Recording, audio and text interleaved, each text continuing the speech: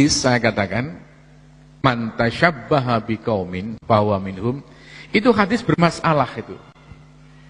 Sebagian ulama mengatakan itu hadis sahih, sebagian yang lain mengatakan itu hadis tidak sahih. Kalaupun itu sahih, maka yang dimaksud adalah menyerupai orang-orang kafir dalam pakaian dan perbuatannya yang khusus itu. Tapi ada hadis yang sahih sebenarnya itu yang tidak pernah disampaikan oleh sementara orang. Apa itu? Hadis yang diriwayatkan oleh Imam Al-Bukhari dalam kitab Sahih Bukhari, bersumber dari sahabat Abdullah bin Abbas radhiyallahu anhuma. Beliau mengatakan kana Rasulullah sallallahu alaihi wasallam yuhibbu muwafaqata ahlil kitab fima lam yu'mar bihi. Rasulullah itu menyukai untuk menyamai orang-orang Yahudi dan Nasrani selama tidak ada perintah untuk menjauhi, atau dengan kata lain selama tidak ada larangan. Dicontohkan oleh sahabat Ibnu Abbas, Rasulullah itu semula pada awalnya kalau menyisir rambut itu memakai jambul di depan, dan itu adalah tradisi orang-orang musyrikin. Tapi kemudian Rasulullah mengubah cara menyisir rambut dengan dibelah ke kanan ke kiri, dan itu adalah tradisi orang-orang Yahudi dan Nasrani, dan Rasulullah menyukai yang kedua itu. Makanya Ibnu Abbas mengatakan Rasulullah suka untuk menyamai orang-orang Yahudi dan Nasrani selama tidak ada larangan. Selama tidak ada larangan. Jadi Islam itu sangat lentur sekali sebenarnya itu. Yang bikin sumpek dan kaku itu sebagian orang Islam sebenarnya itu. Ada unsur yang namanya tasyaddud, mempersulit diri gitu ya. Lentur sekali itu. Ya. Makanya saya di berbagai daerah itu kan. Apakah di Bali, di Papua, di daerah-daerah Dayak. Itu saya sering sedikit nyentil.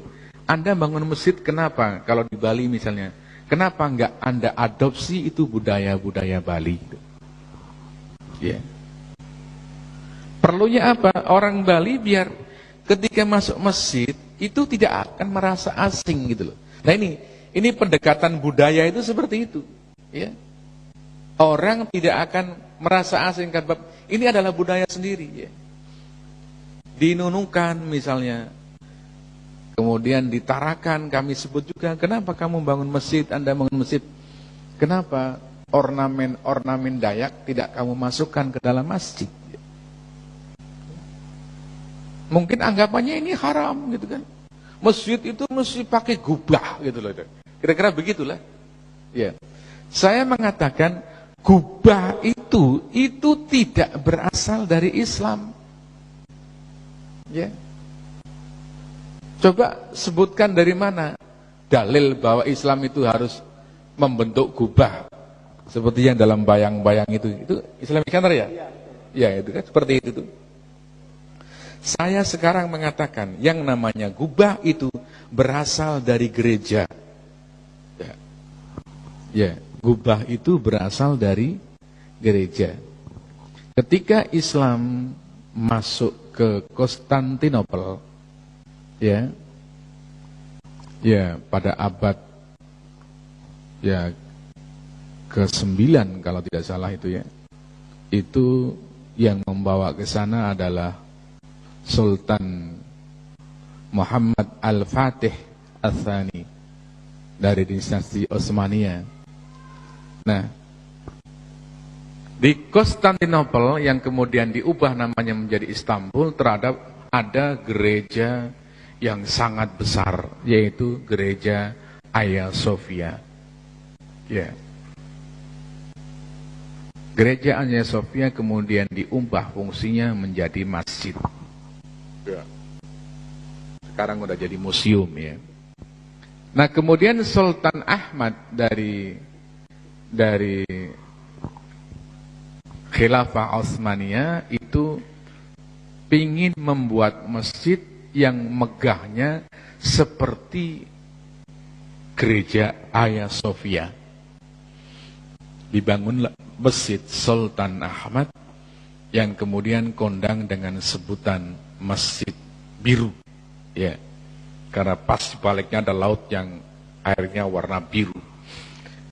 Nah, itu kemegahan itulah, ya, karena dari gereja kemudian ditiru bikin masjid, sementara Khilafah Utsmaniyah itu menguasai negara-negara Arab, akhirnya bentuk-bentuk, ya, gubah itu yang mengambil dari gereja Romawi Timur, ya, itu kemudian menyebar ke negara-negara Arab, ya, ke Mesir dan sebagainya.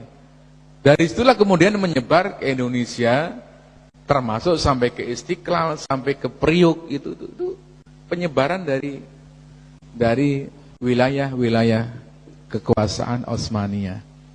Jadi kalau dilacak aslinya gubah itu dari mana?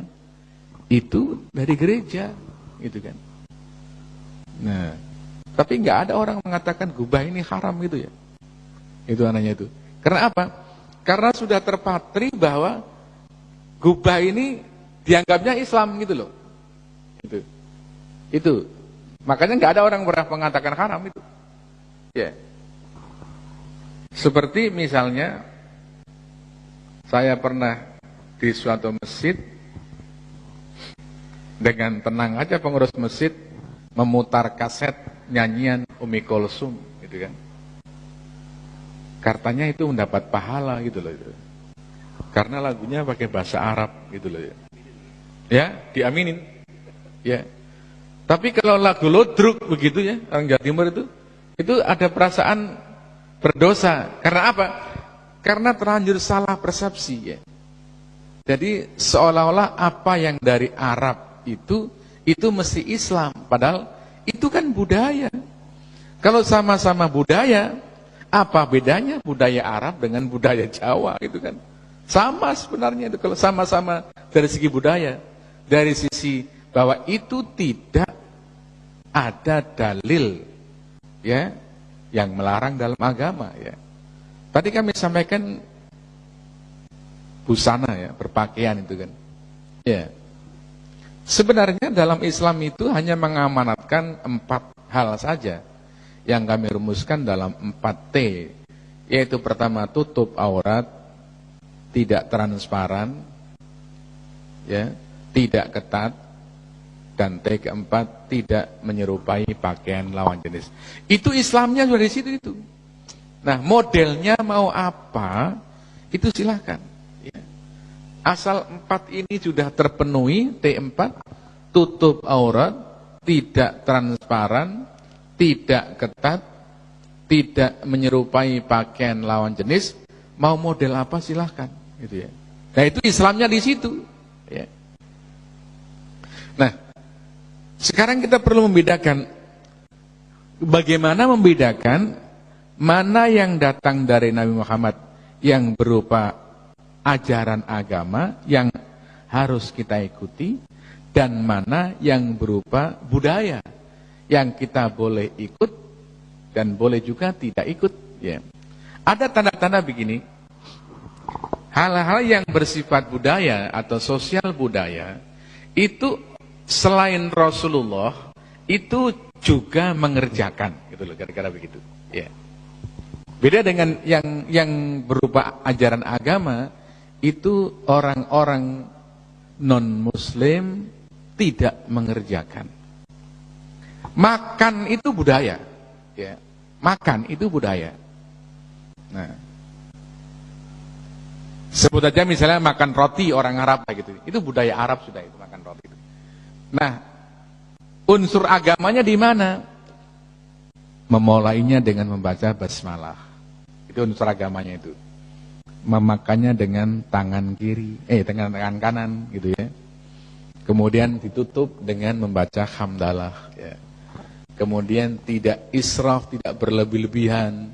Nah, itu unsur agamanya di situ. Bahwa makan itu bukan hanya orang Islam, ya kita melihat sekarang bahwa semua manusia itu ya melakukan apa yang namanya makan. Maka kita perlu bedakan ya tidak israfnya adalah faktor agama. Memulai dengan basmalah itu adalah faktor agama. Makan dengan tangan kanan itu faktor agama. Tambah lagi mungkin makan yang tidak membahayakan juga faktor agama. Itulah yang harus kita ikuti. Adapun bentuknya mau roti, mau gaplek itu terserah pada budaya masing-masing ya. Ya, budaya orang kaya mungkin pakai makanan-makanan yang lebih tinggi nilainya. Budaya orang miskin pakai gaplek dan sebagainya itu. Ya. Makanya ya, kalau tadi kami katakan apa yang datang dari Rasulullah yang merupakan sosial budaya, kita boleh mengikuti dan boleh tidak mengikuti. Ya. Tapi apa yang berasal dari Rasulullah dan itu merupakan ajaran agama, kita wajib mengikuti. Ya. Di sisi lain, budaya-budaya yang sifatnya lokal dapat diadopsi oleh Islam, ya, dan tidak harus kita tolak dengan alasan bahwa itu bukan dari Islam, ya. Ya. Sebab kadang-kadang menjadi keliru. Islam itu kemudian diartikan Arab, gitu loh ya. Apa yang dari Arab itu dianggap sebagai Islam, ya, gitu ya. Maka rebana harus kita ambil. Nah, tapi gending kita tolak. Nah, itu yang kami tidak pas seperti itu, ya. Ya. Kalau rebana kita ambil, ya, kenapa gending kita tolak? Ya. Suatu saat kami datang di Papua, di Kaimana itu. Kami sampai berbicara kepada Bupati Kaimana waktu itu, ya. Ya. Kenapa menyambut tamu harus memakai rebana begitu loh?